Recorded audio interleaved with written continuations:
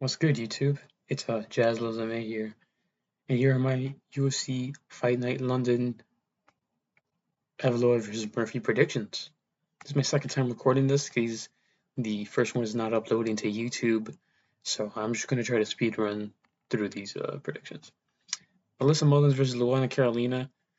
I spent like 2 hours speaking about this fight, and I don't, man, Melissa Mullins' outside foot battle is just insane. The way she just uses the jab, it's just it's next level stuff. Luana Carolina, man, she's just a gritty. Her Muay Thai is next level, man. On a real note, Melissa Mullins is a really good. I'll say pretty good striker. She has decent takedowns. She knows she can get finishes. She's finished a couple girls in the UFC, and she's beat some of them like twice, which is pretty impressive to me. I just think I rate her skills a little bit more than Luana Carolina, so I'm gonna lean at 29-28. Round one is maybe close. Carolina maybe takes a decision for Melissa Mullins. I don't think she's gonna get a finish here. I think Montague was the lady that the one that Carolina fought last time. She couldn't get a finish over her. So I don't think Melissa Mullins can either. So pick is Melissa Mullins.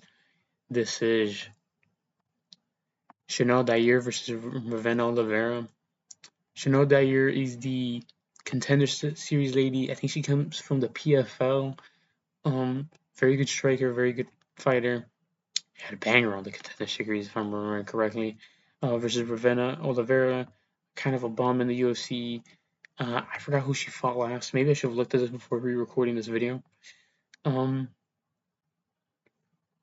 She's got finished. She actually got submitted in round 3.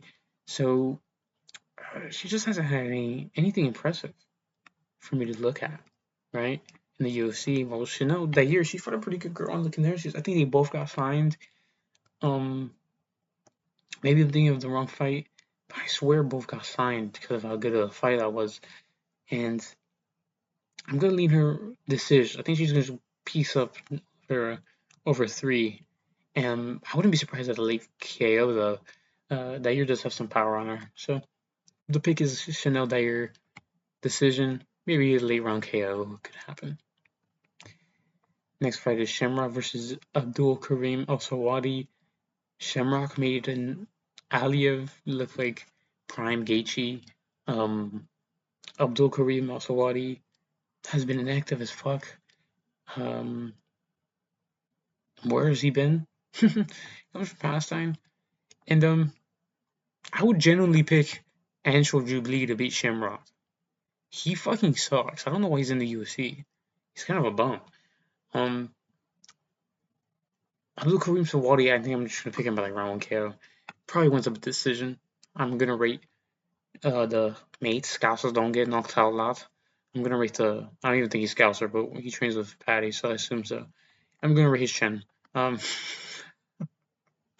Sorry to my UK followers who are seeing this. Yeah, I'm just gonna pick Abdul Karim Sawadi by like decision around 1 KO. This is a pretty good fight. Louis Sutherland versus Brandon Pacherick. Louis Sutherland just lost to Vulture Walker, and he did break his leg. Pierre forget man. If he doesn't tap that heel hook, Walter Walker's shin was broken. Yeah, he just got immediately submitted. Pacherick was supposed to be on the Contender Series. Fight got moved to the Perf card, and got a nasty knockout on the Perf card. He trains with a good team with Izzy, Olberg, Nan Hooker. Who knows what he was doing with Hooker? So yeah, I think he's just gonna get a first round naked. What? Sorry, the Dan Hooker files. I think he's gonna get a first round knockout here. Sutherland's pretty small. He's fat and tubby. Let's just look at his build real quick. My lord. He's 6'3". It feels like he's shorter, but that is not I cannot pick a dude who's built like that, dude. I'm sorry. Also, it says he's from England. Before making this video, I kept saying he was from Scotland or whatever. So yeah, the pick is Pacherick at round KO. Very big. pretty good technique as well. He messed up that dude on the Contender Series. So yeah, can pick him to win. This is another one. Montas Kondratovicius versus Antonio Trocali. Trocali has literally just been a lamb to the slaughter in all his fights. He even was a lamb to the slaughter against Trishan Gore. Gore fucking sucks, man. So it's weird how Share Bullet took so long to finish him, but Magomedov's finishing potential is pretty overrated. Like people overrate how good of a finisher he is. So yeah, I think Montas should just slime him out in a round. Got a nasty knock on the Dana White Contender Series. And Antonio Trocoli isn't like a Cody Brundage who I could trust to get like a crafty decision or something. I'm just gonna pick Montas brutal 1 KO. This is another one. Mario Pinto versus Felipe Franco. Felipe Franco's kind of a bum. Not a bum, but he's not good, especially at heavyweight. He lost to Freddie Vidal on short notice. I mean, Freddie Vidal was the one on short notice. Oh man, oh, I'm so gassy. I'm so sorry. And he got submitted him after like a very sloppy fight. Freddie Vidal. Shout out to Freddie Vidal. He's a cute Colombian. Respect, brother. But he's gonna. Felipe Franco is just gonna lose to Pinto. Pinto will literally do whatever he wants. This was supposed to be McParkin. I think that would have been a more interesting fight, but Mario Pinto, I think he's just gonna get a free KO in round 1, or maybe he grapples and gets a submission. Looked great against the knees, so he could probably get a submission here. Freddie Vidal is. So the prediction is Mario Pinto round 1 finish. Moving on to Nathaniel Wood versus Lucien Keita. Why is this fight so low? This generally should be on the main card. Why is it under fucking Curtis Campbell? This fucking dweeb geek, and versus Danny Silva. Why is Austin Lane? No, he's not the feature fight. Why is he so high up on the card? I don't mind it being under MVP, Patterson, whatever.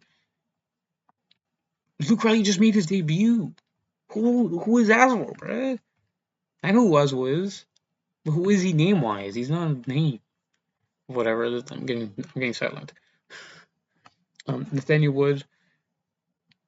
I think he's very good, despite the extremely close fight with Delgado, which isn't a good look because even Philly made it super close with Delgado. Nathaniel Wood, even though I thought he got like a robbery win, he still looks super good in that fight. His chin is good, even though he gets dropped. He has great recovery, so I think Keita's explosivity is gonna take over round 1. He's gonna drop Nathaniel Wood. Oh, Nathaniel Wood's out of it. He's out of there. He's gonna recover. It's gonna be Keita's gonna keep landing good shots in rounds 2 and 3. Nathaniel Wood's just gonna find his range. He's gonna either smudge against the fence in moments and then piece up Keita to try to switch it up, mix it up on him. We're just gonna piece him up on the feet. He has very good kicks. His boxing is really crispy. And yeah, I don't know much about Keita, but the pick will be Nathaniel Wood, classic 29-28. Keita's kind of the same size as Morgan Charrier, so I think rounds 2 and 3 will look very similar to how rounds 2 and 3 looked against Morgan Charrier. But I think round 1's gonna look like how it did against Delgado. Mason Jones versus Alex Solo. Alex Solo, really good prospect out of France. Had a very close fight with Reese McKee. Early stoppage, in my opinion, but McKee wasn't gonna survive out of that anyway. Facing Mason Jones, who is very gritty, very good chin, and despite his last 2 fights being pretty unimpressive based off the opponents, they're pretty good guys. Like 20-25 Jeremy Stevens. Yeah, maybe you shouldn't be making it so close with him. Balaji Oki finished him quicker than Sosa. But Sosa had a tricky fight with Oki as well. Maybe not as tricky, where he was getting dropped and rocked in like rounds 1 and 2, but Mason Jones is really good. He can mix it up. His chin is insane. Eating clean shots off Jeremy Stevens, and and this is his second run, and I think he's on a good run. In his first run, he faced Mike Davis in his debut, I believe, in Mason Jones' debut, and that was fight of the night. Mike Davis is pretty underrated. He's a pretty good guy outside the rankings. Then he fought another guy. Then he fought. Then he had to lose to Ludovic Klein, who's an insane prospect, very good. Just was too fast for him.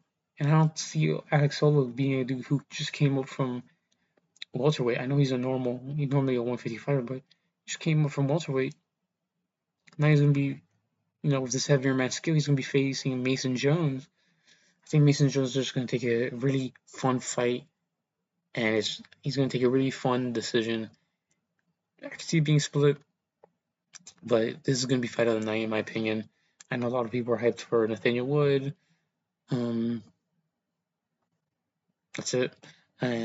So this is probably most people's fight of the night, but this is an underrated banger that I think will be incredibly fun.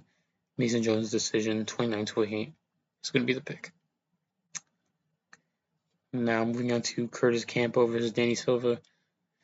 I know I just made fun of him a little bit ago, but when Curtis Campbell has his glasses on, I low-key look like him.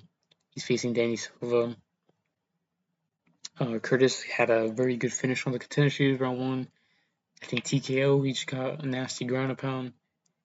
He fights very similarly to Paddy Pimblett, and yeah, probably has a good chin, all that. Scouts don't get knocked out. I don't know if he scouts, I'm just saying. He's facing Danny Silva. Danny Silva had an extremely close fight with Vallejos. He also had one with Lucas Almeida, who we'll mention again when we talk about Mike Laswell. And that's not a good look. It's not a good look at all. But his fight with Vallejos is, I think it's blinding me. That I think Danny Silva's gonna have a very close, competitive 29-20 against Curtis Campbell. Maybe this is a dumb pick because this is in England, or it is in London. He might get robbed if anything. If it's too close, if the judges might give it to the English guy. But I'm gonna go with Danny Silva decision. I don't know. He has really good striking, man. I know Curtis Campbell's a good grappler, and he might just ragdoll Danny Silva all 3 rounds, but I'm just got a feeling to pick Danny. Danny decision. He's gonna make it gritty. It's gonna be a fun fight. And yeah, I think Curtis might have a good moment around 2 where he grapples in, or maybe it's round 1, and Danny Silva just finds his range, starts picking Curtis apart. They have a fun scrap. So pick is Danny Silva decision.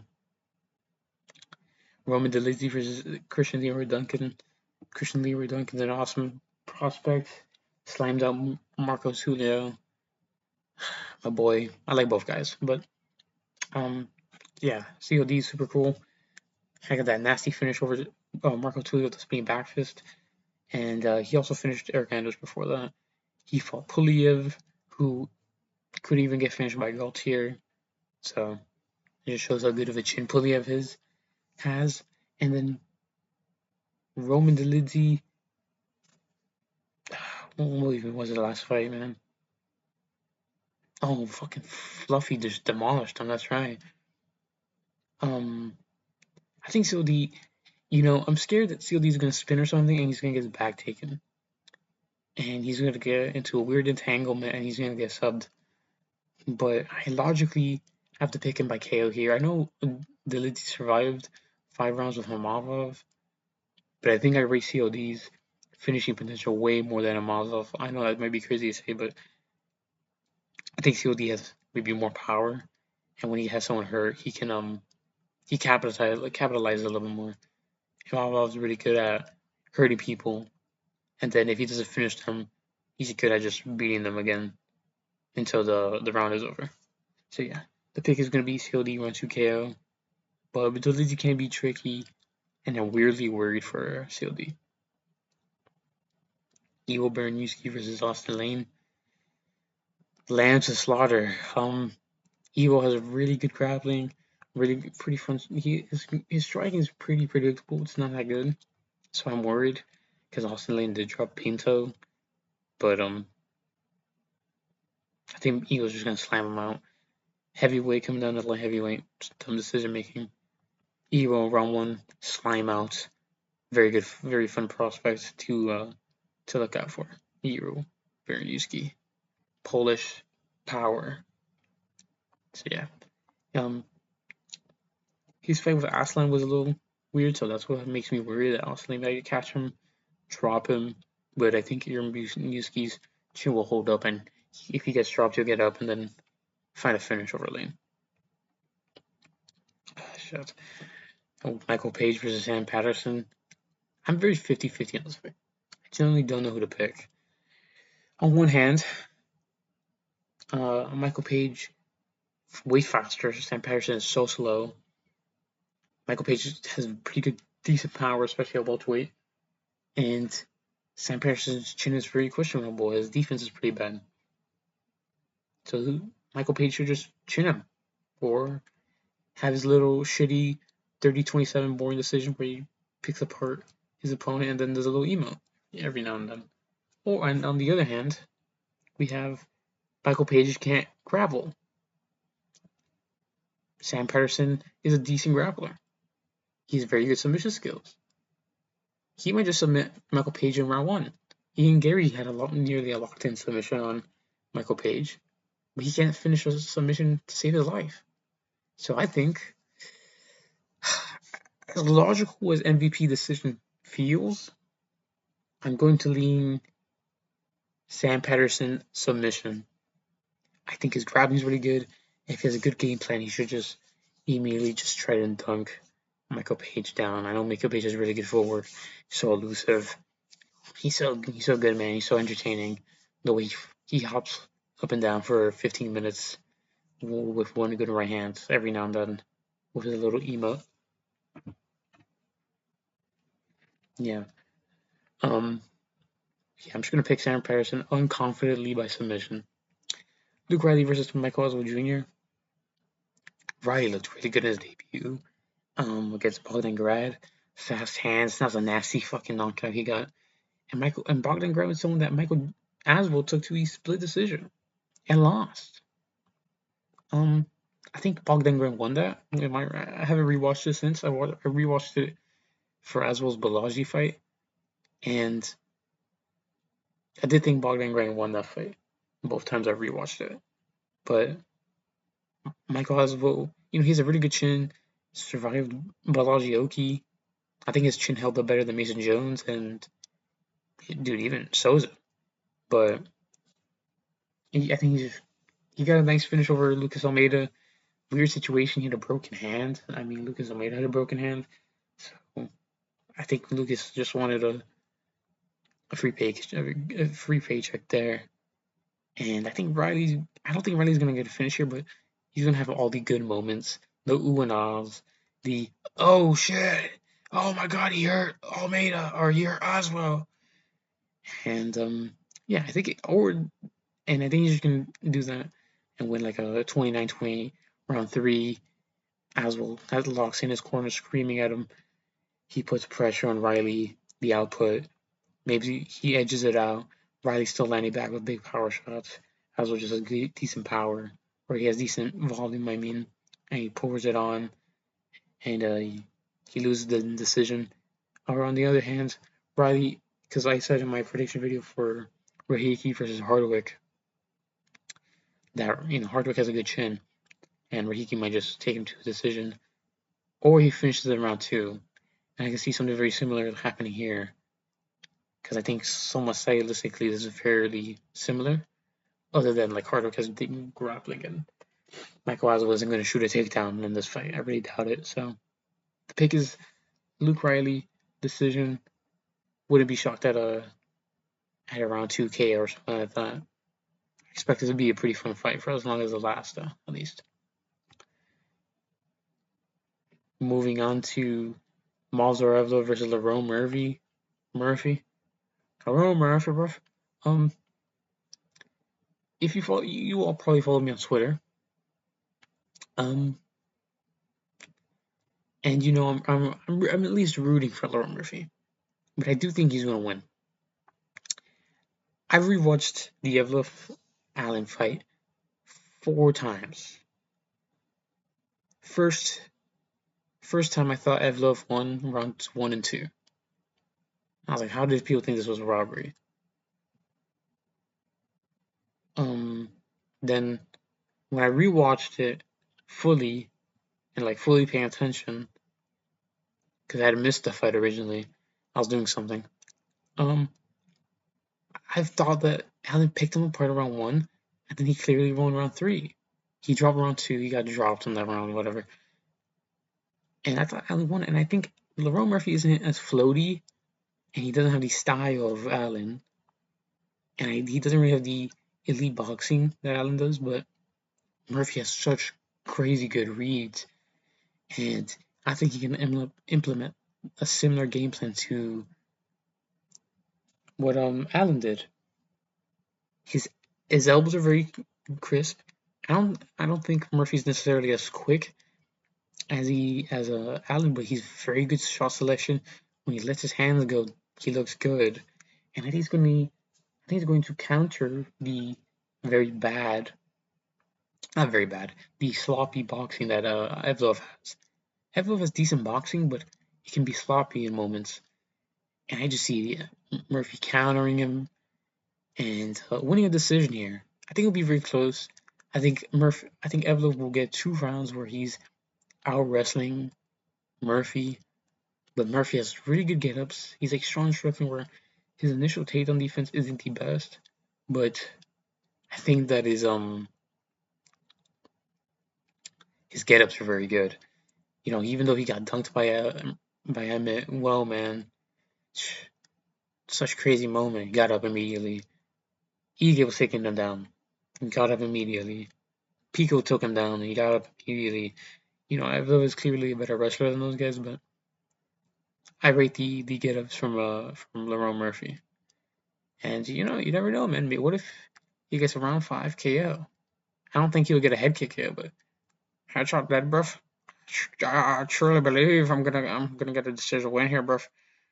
Yeah. So I think he's gonna be able to counter Evloev. His kicks will be good here. His nasty counter knees. His counter elbows are really good. I don't see him being able to KO Evloev though.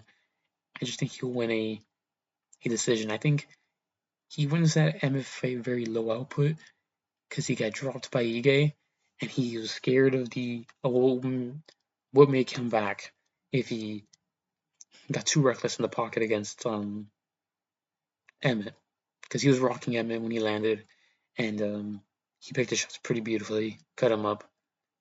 It was too close, but he pretty much schooled Emmett for over 5. And that's another thing. Murphy has gone 5 rounds multiple times now.